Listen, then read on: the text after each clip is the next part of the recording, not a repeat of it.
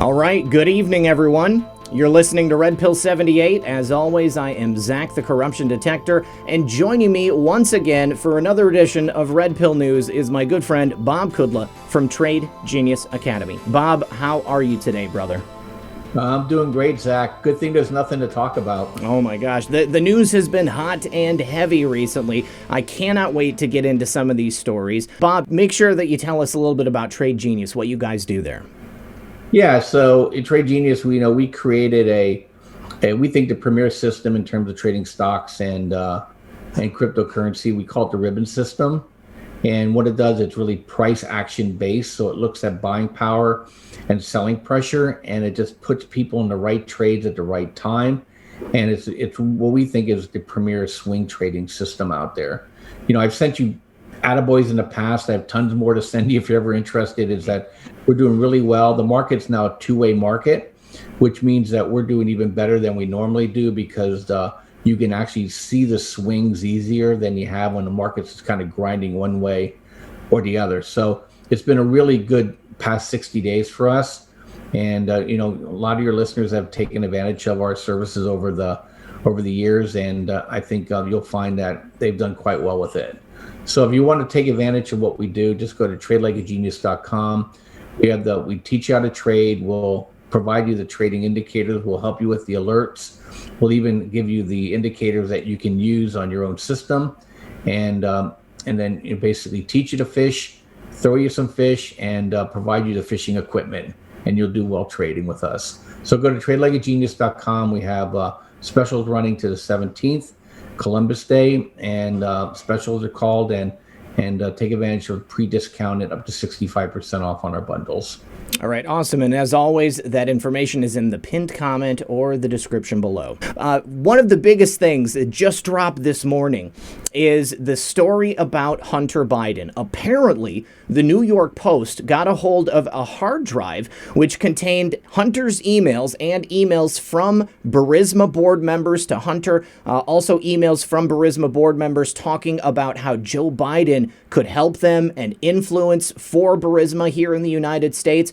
It flies in the face completely of Joe Biden's story that he and Hunter never discussed Burisma or anything, because now we know with 100% proof that Hunter Biden introduced Joe Biden while he was vice president to the board members at Burisma, and the whole topic of conversation was, what can you do for me? If that's not a quid pro quo, Bob, I don't know what is. Yeah, look, and it's standard operating procedure for Joe.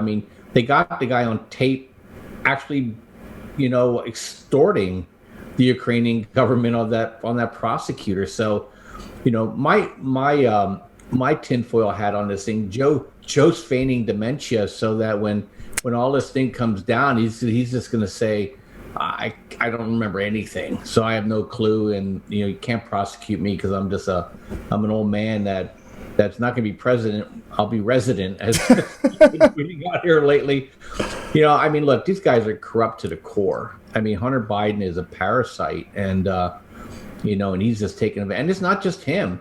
You're talking about John Kerry's stepson, and Pelosi's kids involved in this stuff. This was like Meals on Wheels for the sons of and daughters of the elites.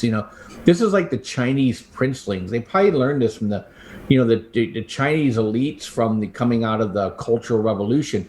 All their kids are called princelings because they're just sitting there, parasitically, gaining power and wealth because of the positions of their parents. And it looks like the Democratic Party's elites are operating under the same vein. So I'm glad it got to the New York Post, because they can't easily dismiss it like they try to when it gets into the influencer, patriot movement, because then they always say, just tinfoil hat stuff. Hey, New York Post, a little bit more gravitas in terms of from the journalist standpoint. So I hope it goes somewhere. I'm tired of not getting indictments, and stuff needs to break. The war drums need to start pounding here now soon.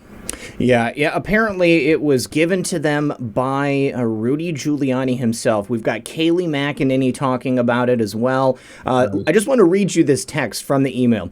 Dear Hunter, this is from the top board member at Burisma, Vadim Pożarowski. Dear Hunter, thank you for inviting me to D.C. and giving me an opportunity to meet your father and spend some time together.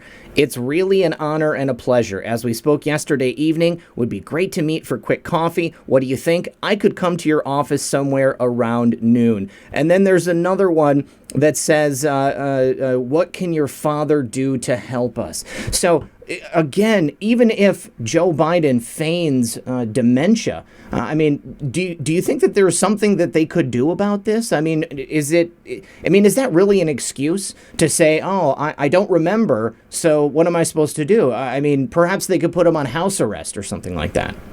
Yeah, I mean, look, I mean, the whole, I mean, the ideal goal is that Joe just goes away, you know, and we go after the operating elite.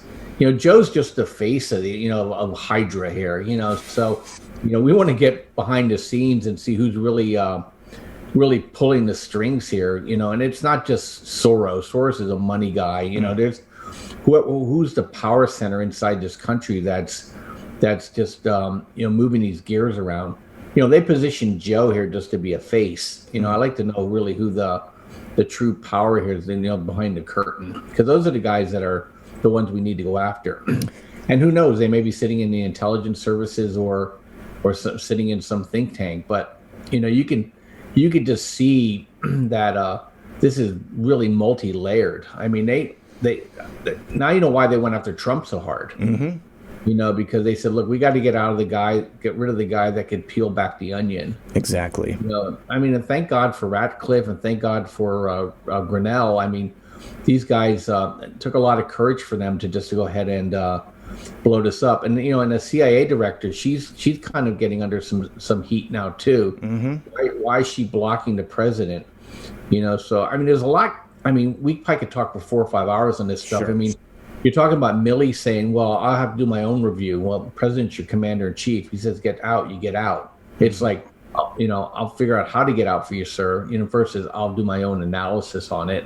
And then you have, these other bureaucrats like the CIA director saying, hey, I don't have to release those things just because he authorized it, and on it goes. The CDC director talking out of both sides of their mouth about COVID, and so it's just, I mean, we're just in a hot mess. Yeah. And it needs to clear up. Well, the other big story that dropped in the last 24 hours is this new report from Project Veritas. Apparently, they have audio and video recordings of the director of a nonprofit. I believe it's called Our Revolution, 501c4, and this is in Colorado. Now, he was caught on tape essentially saying that the only way to fix the world is to take to the streets and murder the 0.1%, essentially start dropping random billionaires, he said. But he more specifically, he's talking about building guillotines, and he said that he's willing to do whatever it takes that's morally acceptable at this moment in history. So to him, what is morally acceptable is like, the burning down of businesses, the beheadings of people in power, and random killings like we've seen very recently there in Colorado and then also in Portland over a month ago. Yeah, I mean, that was wasn't shocking to me. What's amazing to me is how stupid these people are and get themselves on tape. And that means they just don't care. I mean, they feel so strongly about their point of view that this is their time, that it's infecting everywhere. It's this is the left's foot soldiers. They have them everywhere, and so if it's interesting, because I think this ties to what happened with Whitmer in Michigan. These elites think that the right's the problem. We could care less. Just leave us alone. The left, they want to not leave you alone. And I think people are starting to understand that. Is if you the right's kind of like a hornet's nest. It sits up there, it leaves you alone if you don't start whacking on it. These guys are, they're the just aggressively trying to foment revolution. And then look at, these are leftists that try to kidnap Whitmer. These are leftists that did Occupy Wall Street.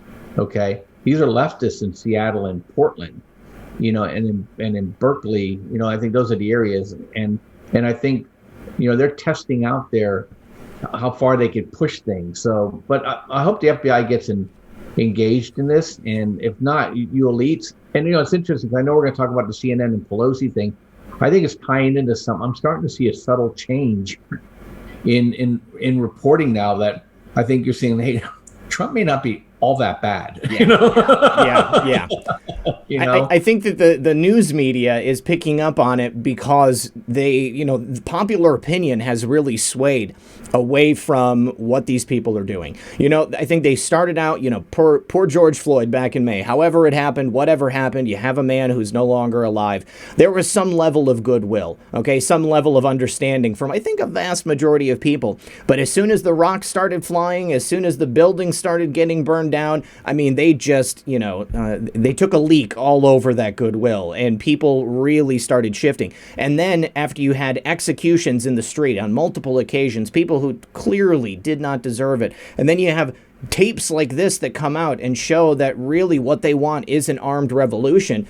I mean, the vast majority of Americans are saying, forget about it. You're crazy. I don't want that. I have a good life. I'm actually better under Trump.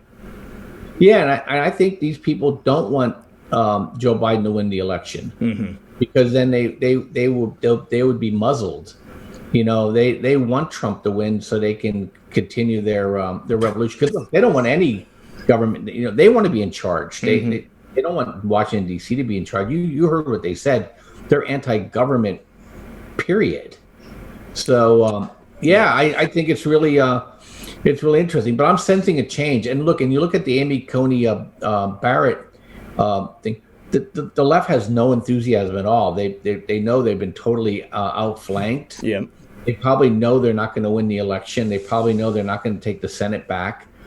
And the way Nancy's going right now, they may lose seats in the House. So I apologize. My dog's barking here, and my daughter's coming home from skating. Okay. And so I think with what's going on with that is I think the stormtroopers are going to probably try to take up the cause. And I think they don't want to win. I think now there's a shift, and you can see Trump is like ebullient, and he wears his emotions on his sleeve. So I think if he was stressed out, we'd pick up on it, but I don't see it. No, I don't either. We're in total control. President Trump knows exactly what he's doing. And, I saw something earlier today that, there's all these polls, okay? And we know that polls are BS. You can't trust them. You got Joe Biden ahead by 8 or 10 points, in all these key states. But then you go talk to people on the ground and, there's zero support, okay? Joe Biden doesn't have anybody going door to door. There's barely any yard signs. I saw a video where a girl put on a Biden shirt and hat and she went to a place that's supposed to be majority Democratic. She couldn't get a single person that would say that they were voting for Joe Biden. Everybody was like, whatever, I'm voting for Trump. And, with what happened with Pelosi, I think it really shows a level of panic. She went after Wolf Blitzer. She was on CNN. CNN is not sympathetic to President Trump, but she said, you're always an apologist for Republicans. And, I find that fascinating because I think it shows that she sees that she and the rest of the Democrat leadership are losing total control. At this point, they have screwed the pooch. There is nothing that they can do to rein this back in. Yeah, I mean, I agree. And the Democrats are used to not being challenged. Yeah. And they don't like it. It's just like a petulant child. When you have children that are faced with no for the first time, how they react. She didn't like that Wolf Blitzer did not understand her position. Mm-hmm. He just thought he would carry the water for her. And I don't know if you caught the end of that interview where he basically said, you have people begging for food in your street. Mm-hmm.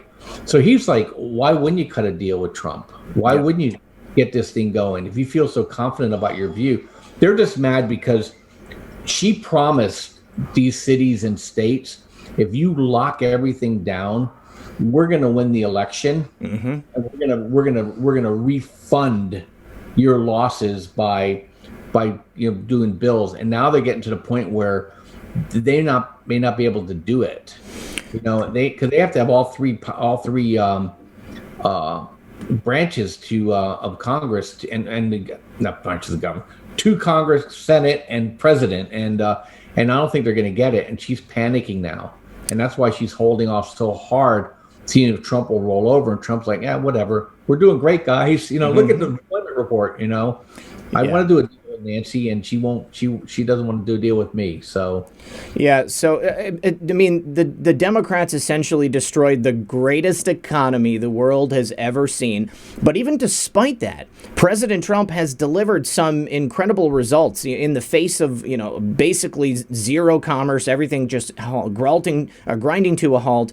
Everything is looking pretty good for having a country that by and large is shut down in a lot of places. But you're right. In those Democrat areas, you've got people who have like zero money, like Hawaii. Apparently nobody's working in Hawaii. Also, nobody's sick. Everybody's broke. Hawaii already has a huge homeless problem. So what are you supposed to do? Because, I mean, it just goes from the ground up. You got the ground level people, no money for food, no money for bills. What about the landlords? Well, now they can't pay their note to the bank. And then next thing you know, it's an implosion. And one of the things that have been happening around the world is you've got other countries that are shutting down as well. But now they're starting to reopen because they see what's happening in Sweden. They said we didn't want pandemic fatigue, so they kept the country open, and it turns out everything's fine. They developed herd immunity. Everybody's good. Everybody's working. The economy is thriving, and I bet you that there are a lot of other countries that are seeing what's happening there in Sweden, and then also seeing what's happening in the United States, and they're like, wow, why did we listen to these people?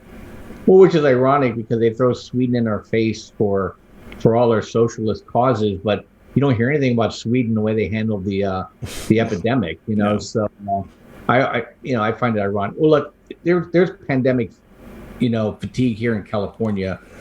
People are like, you ask people, and especially when I don't know if you saw Gavin Newsom said you got to keep your mask on between bites. Yes, I saw that.